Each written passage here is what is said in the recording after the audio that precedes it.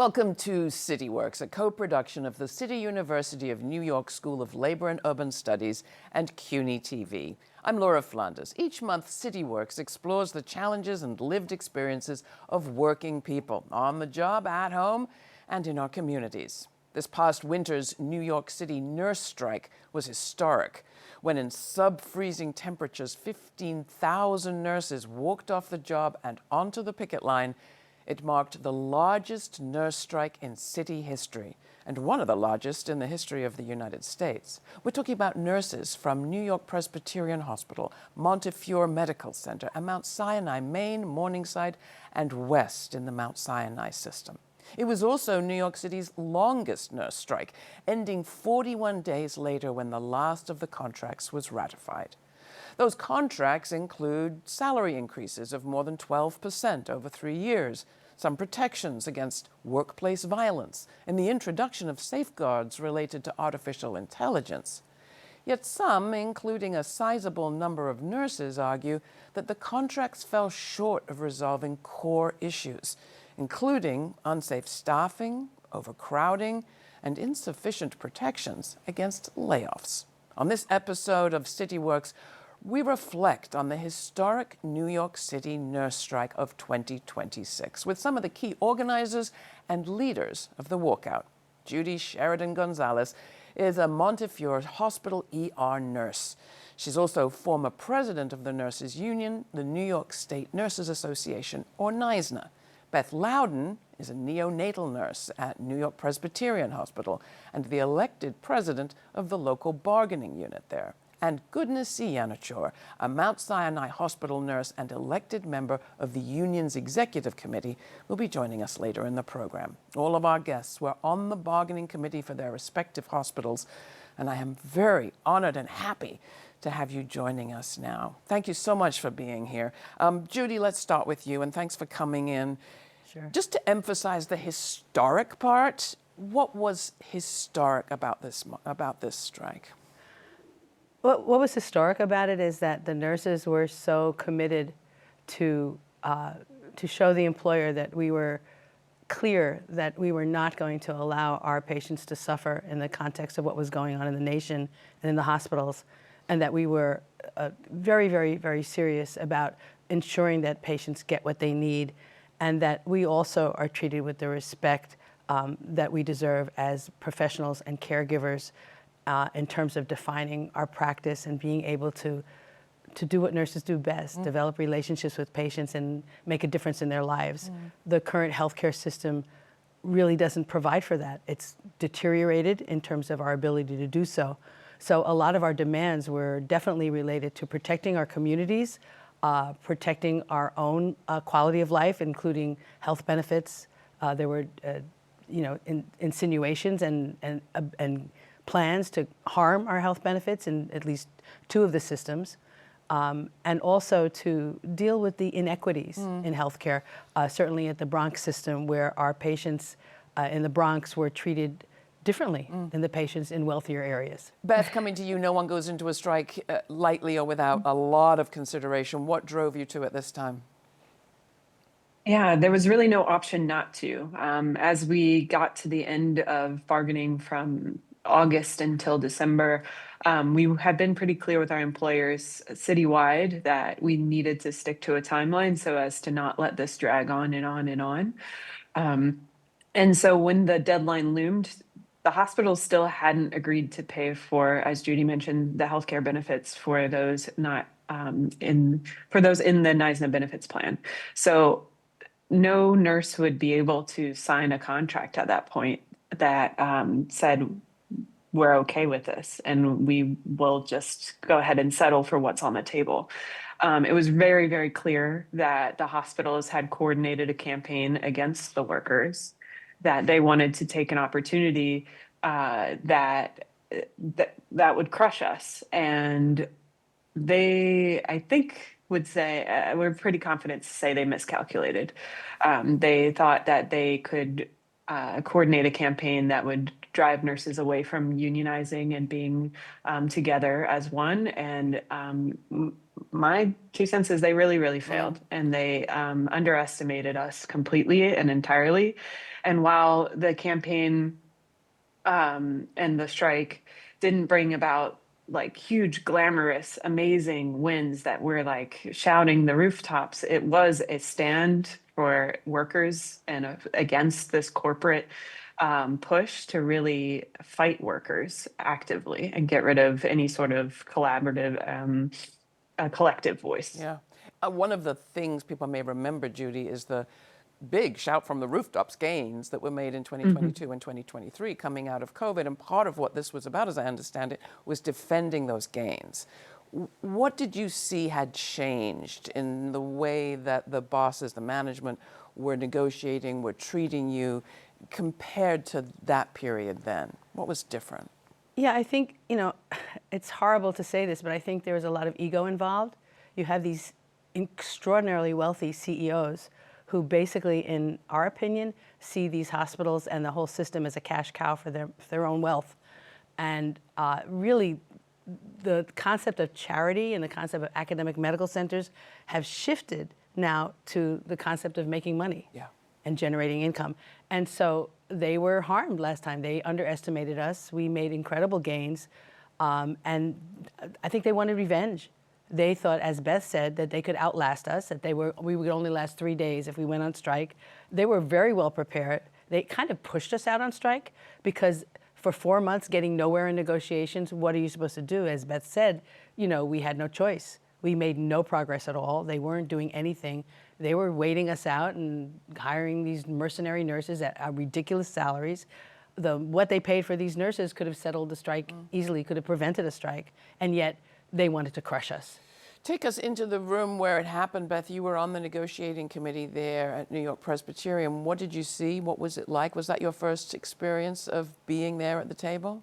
I did sit at the NYP table again in the 2022-2023 campaign, where we did not go on strike.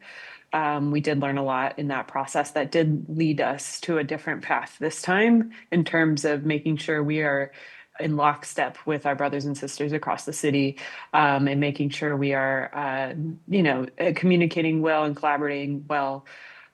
So we kind of knew who we were dealing with across the table directly from us in terms of who the hospital management and the lawyers that they use.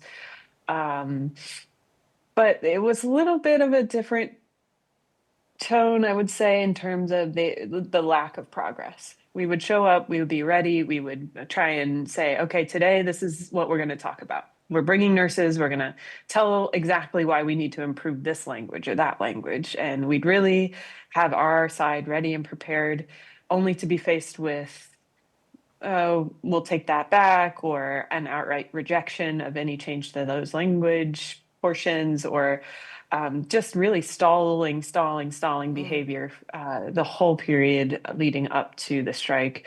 It didn't quite change immediately post-strike. As Judy mentioned, they were really ready, and they really wanted to just sit back and watch us suffer. It's been reported to me some things that were said that were very inflammatory from management's perspective. Like, let's see how they feel after 6 weeks out in the cold. And this was at the beginning of the strike. So they were very heavy on how much this is going to cost us as the nurses, and that we were the ones harming patients through this process. And they really wanted to drag us through the mud in many ways.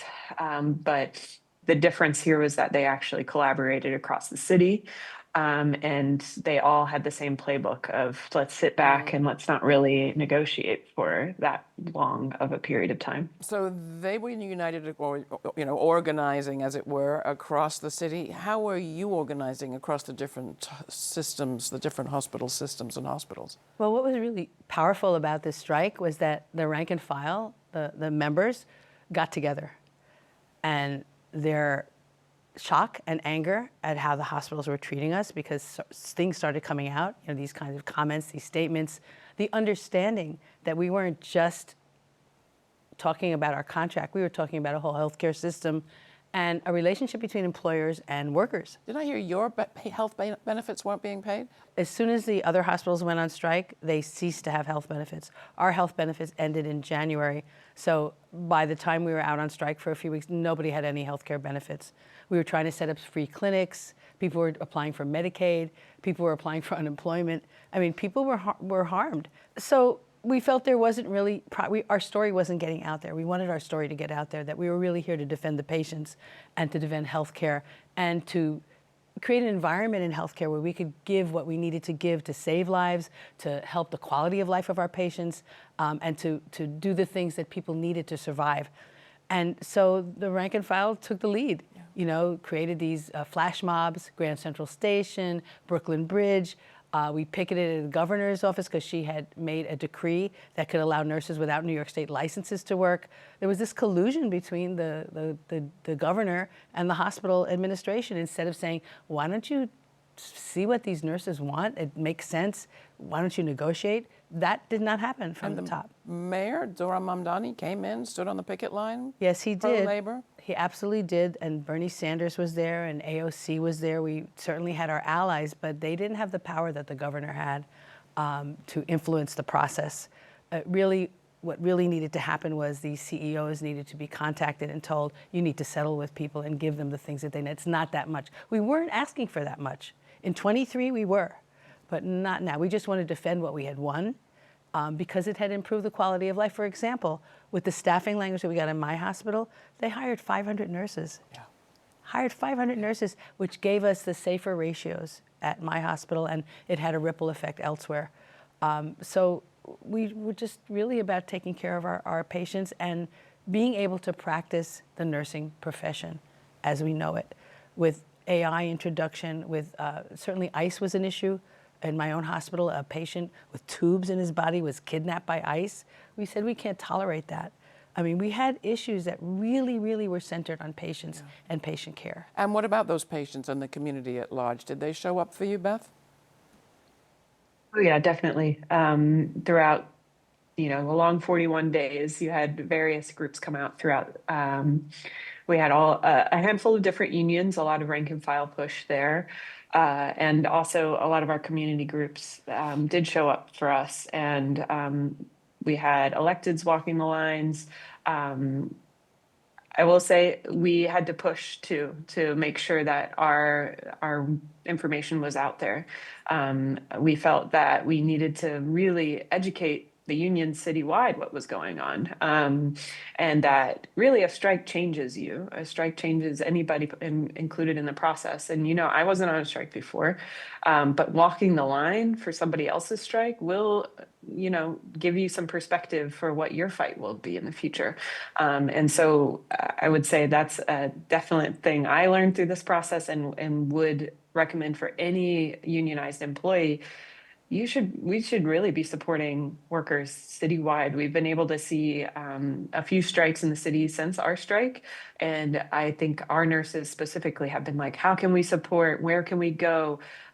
So the turnout for us was pretty good, but I think our nurses now are even more ready to support other workers in their struggles as well. Watch out, world. What about what happens next? What are you working on at this moment? And what about those issues that remained unresolved from this strike? Well, there are macro issues and micro issues. The macro issues is that the level of consciousness was raised among our nurses because people tend to be very insular, especially nowadays. So I think one of the things that happened was the nurses, as Beth was saying, saw bigger picture items. Yeah. You know, we're part of a labor movement and we need to support each other. And it's very clear that the bosses have very different interests than we have, and that we are the defenders of not only what we do and our own quality of life, but the product that we produce. In healthcare, our product is our patients and our communities, which is why we had so much community support. So we want to keep that sense of power that the nurses had. They knew they outlasted the boss. Yeah. You know, you could say, oh, was it a stalemate? No, we won. We won because they couldn't crush us. Their goal was to crush us. Their goal was to take things away from us. They didn't take things away from us. We got some gains, and they did not crush us. And that, we won. But what do we do with that win, right? So one of the things that we're trying to do is to figure out how do we, in the life of the contract, maintain that level of power, maintain that perspective that we are the people who deliver the care. Don't tell us what to do. We'll tell you what we need. And we're trying to build those structures in every bargaining unit and in every unit.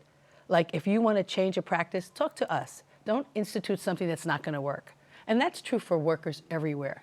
And I think the most important thing about this strike is that we're in a position to win. We can't be outsourced. They can close hospitals, but they still have to deliver care. We're highly skilled workers that can't be replaced. We have a lot of power, and we have the trust of the public. Everybody's got a nurse in their family. Everybody identifies us. We've impacted so many people. So we can really help build a labor movement around the contradictions that exist, and also expose the inequities in the healthcare system and the need for a single payer system throughout the nation, and certainly in New York State, where there is legislation, which we are very much behind. Those things are really important to attack the systems that are harming people instead of helping people. That's the New York Health Act. We're at the center, the New York Health Act. We're at the center of that in our ability to say, listen, we need to change things. This is not working. Beth Loudin, back to you at New York-Presbyterian. You saw some practices in the negotiations this time around that were pretty insidious and, well, the legality is questionable. What did you see, and how do you make sure this doesn't happen again? At New York-Presbyterian, at our table, we were behind the other tables throughout the whole process, it felt. I felt our boss was dragging their feet the most. We hadn't had even discussions really about staffing, which was what a lot of this strike was about. So as the other table settled, the New York-Presbyterian team for NYSNA did not accept the mediated agreement. It came to our surprise, that was a hard decision to make, and our members did find that difficult. I'm not going to gloss over that, but they also understood that we needed just a little bit more. We needed a little bit more on staffing. We needed a little bit more on job security, because New York-Presbyterian was the one to take advantage of the federal chaos and do layoffs as the richest hospital in the city. So we just needed a little bit more. We thought we would be able to get back to the table quickly and actually have a conversation where our voices were heard, and we needed to make a little bit more progress. It was a little bit of a surprise, to say the least, that then that agreement was then sent to our members instead about a day and a half later, if I'm remembering correctly, for them to go ahead and ratify on the same timeline as the other hospitals. So the buses basically did an end run around the committee. How do you stop that? We hope that there would be some time to pause and reflect after this round, that we can't call bargaining committees crazy for doing the work that they are elected to do. We can't discount people that are doing this work for months and months and months on end, years on end, to represent their local. So I think it is just a moment to, for all unions really, and rank and file leaders, to reflect that, is this allowable in your bylaws? Is this allowable in your LBU rules? To get nitty gritty, but also just to make sure your leadership is intertwined with your committees, the union-wide leadership, that they are, in discussions with you if there was a different decision to be made or a different path forward. So I think there is space to open that door wider and move forward in a better way. Well, let's take a quick pause. We'll come right back. Thank you so much, both of you.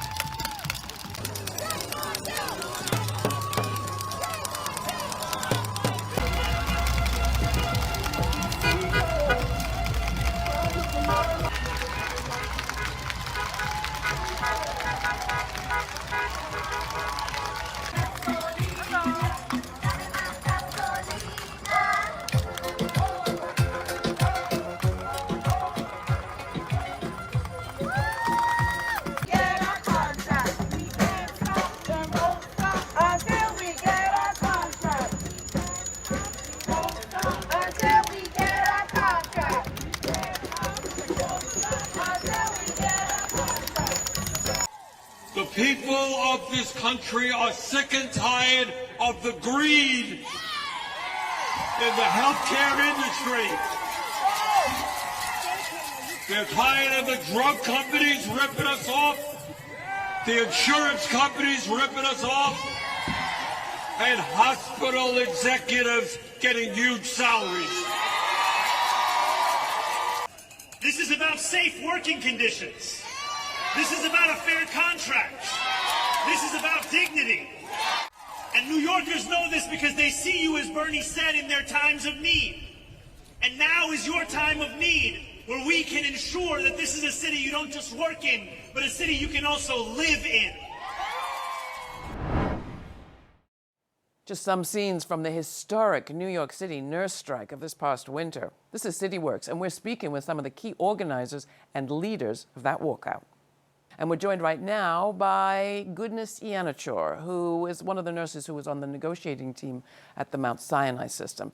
Goodness, welcome back to this conversation, or I should say welcome to this conversation. I'm bringing you back in, Judy. We've talked a lot about the heroics of the strike, how significant it was. You're all going to be in the history books, the longest, the largest.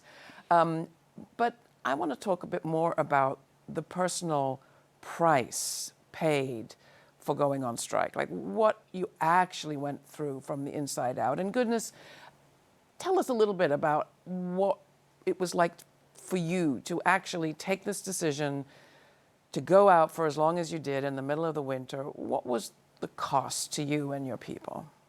So going on strike was not something that we wanted to do or we wanted to take lightly.